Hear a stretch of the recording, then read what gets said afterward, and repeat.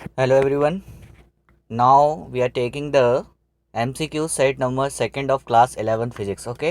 ये जो है आपका MCQs जो है मल्टीपल चॉइस क्वेश्चंस का सेकंड सेट है। पहला सेट की हमने प्रैक्टिस करी थी, ठीक है ना, और आपने उसके से रिलेटेड आपने एग्ज़ाम भी दिया है। तो ना आप सेकंड की बात करते हैं। तो जो फर्स्ट क्वेश्चन है, एक लिफ्ट में किसी व्यक्ति का प्रत्यक्ष भार वास्तविक भार से कम होता है जब लिफ्ट आ रही है।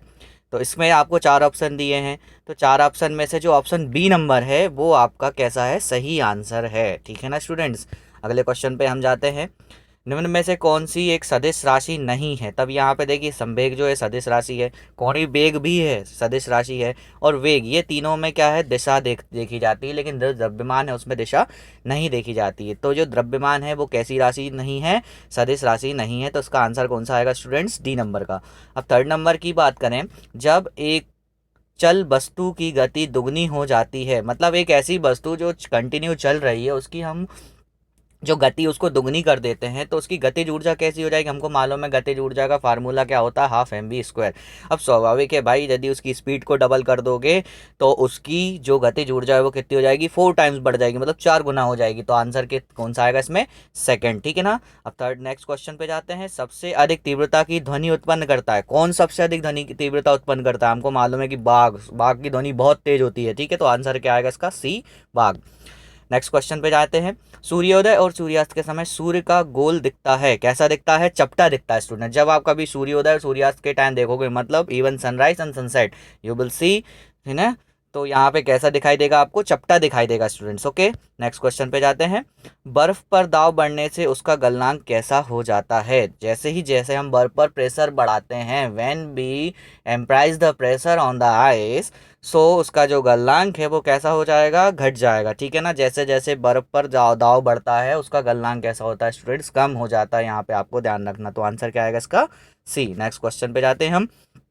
कमरे को ठंडा किया जा सकता है, जैसे हमारा रूम है उसको हम ठंडा कैसे कर सकते हैं, उसका जो आंसर आएगा संपीड़ित गैस को छोड़ने से। जैसे हमने देखा है कि हमारे घर में यदि फ्रिज है तो हम उसका यदि दरवाज़ा खुला रख दे तो पूरा जो कमरा है वो कैसा हो जाता है, ठंडा हो जाता है, मतलब फ्रिज में से संपीड़ित गैस निकलती है, हमको मालूम है। तो आंसर क्या आ जाएगा इसका, संपीड़ित गैस को छोड़ने पर, ठीक है ना स्टूडेंट्स। नेक्स्ट क्वेश्चन पे जाते हैं।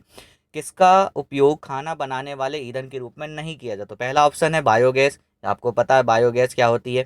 दूसरा है कोयला, ठीक है। तीसरा है एलपीजी, और चौथा है सीएनजी। तो सीएनजी होता है कॉन्ग्रेंस नेचुरल गैस, मतलब जिसको हम प्राकृतिक गैस बोलते हैं स्टूडेंट। इसका उपयोग खाना बनाने में नहीं होता है, इसका उपयोग काय में होता है, गाड़ियों को चलाने के लिए ईंधन के रूप में, ठीक है स्टूडेंट्स। नेक्स्ट क्वेश्चन पे जाते हैं।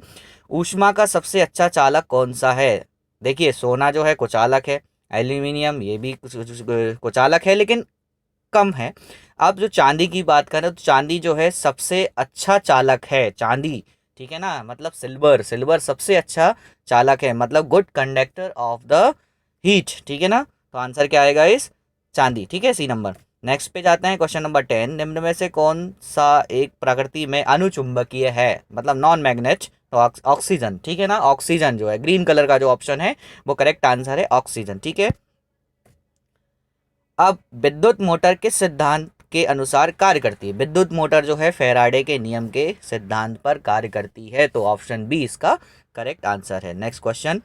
कोई साइकिल सवार किसी मोड़ पर घूमता है तो वह कैसा हो जाता है। देखिए आप साइकिल चलाते हैं यार स्टूडेंट्स, जनरली बात है, साइकिल चलाएं चाहे मोटरसाइकिल चलाएं चाहे स्कूटी चलाएं चाहे कार चलाएं, तो आपको जैसे ही आप टर्निंग पे जाओगे तो आप अंदर की ओर झुकोगे जैसे ही टर्निंग होती है। It is a common sense यार students, you have to keep remember on this point, ठीक है। तो आंसर इसका ए नंबर, ठीक है, अंदर की ओर झुकता है। नेक्स्ट है, इंद्रधनुष किस प्रकार का स्पेक्ट्रम है। What is the spectrum of the rainbow. तो इसमें आएगा नेचुरल स्पेक्ट्रम, प्राकृतिक spectrum, question answer number c, ठीक है। Next students. एक बीकर में पानी पर बर्फ तैर रही है, जब बर्फ पूर्ण रूप से पिघल जाएगी तो बीकर में पानी का तल, आप एग्जाम्पल ले सकते हैं। देखिए फिजिक्स जो है और साइंस ये दोनों प्रैक्टिकल से रिलेटेड होते हैं। आप एक पानी भरिए एक बीकर में, उसमें थोड़ी सी बर्फ़ डाल दीजिए, जैसे ही आप देखेंगे कि बर्फ़ पिघलेगी तो उसके बाद आपको क्या कंडीशन देखने को मिलेगी, जो वाटर लेवल है वो सेम बना रहेगा, कोई कमी नहीं आएगी, ठीक है ना। तो आंसर इसका बी है। निकट दृष्टि दोष वाला व्यक्ति के चश्मे में लगा होता है अवतल लेंस लगा होता है स्टूडेंट। निकट दृष्टि दोष में अवतल और दूर दृष्टि दोष में उत्तल। ठीक है, ये ध्यान आपको रखना है, ये क्वेश्चन जनरल पूछा जाता है अधिकतर। ठीक है, तो ऑप्शन ए। नेक्स्ट है श्यानता की इकाई है। श्यानता की इकाई जो है पॉइज है। क्या है? पॉइज। श्यानता की इकाई क्या है? पॉइज। जो सी नंबर का ग्रीन कलर का ऑप्शन है वो हमारा करेक्ट आंसर है। ठीक है, सी नंबर। अब आता है भारहीनता की अवस्था में एक मोमबत्ती की ज्वाला का आकार हो जाता है। जैसे आप मान के चलें कि जैसे चंद्रमा पर किसी पृथ्वी किसी वस्तु का भार जो है कितना हो जाता है, 1/6 हो जाता है। तो ऐसे ही भारहीनता की अवस्था में एक मोमबत्ती की ज्वाला का आकार कैसा हो जाता है? तो इसका सही आंसर आप सोचिए सोचिए सोचिए सोचिए, क्या हो सकता है स्टूडेंट्स? ए नंबर हो सकता है। ठीक है, वहीं रहेगा, उसके आकार में कोई परिवर्तन नहीं होगा। ठीक है स्टूडेंट्स, ऑप्शन ए इसका करेक्ट आंसर।